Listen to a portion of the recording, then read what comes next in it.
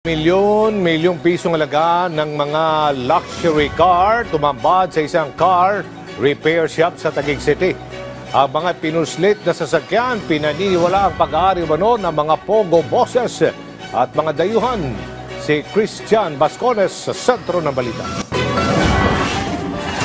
44 na luxury vehicles ang nasamsam sa isang car repair shop na nagsilbing storage ng mga ito sa Taguig.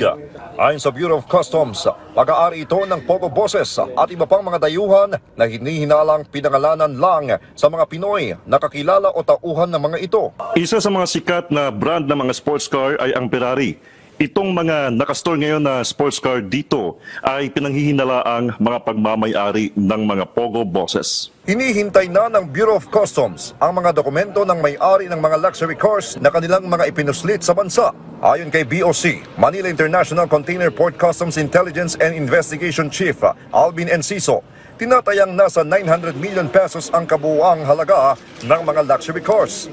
For about 2 to 3 weeks, nag-surveillance po tayo sa area at nakita nga po natin na marami pong mamahaling sasakyan na ating nakatago po dito. At ang lugar daw po na ito ay nag-i-store ng mga mamahaling sasakyan sa may kapalit po na or monthly or yearly or long-term na pagbayad upang maitago mga sasakyan. May mga reports din po kasi natanggap ang opisina, intelligence group, na yung mga nagsilisan na po ng mga pogo boss or pogo operators ay tinago ang kanilang mga sasakyan, imbis ibenta ng mura, ay tinago raw sa iba't ibang mga establishmento.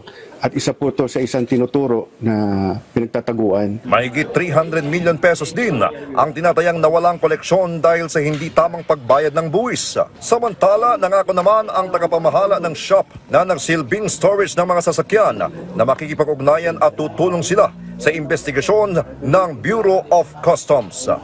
Christian Bascones para sa Pambansang TV sa Bagong Pilipinas.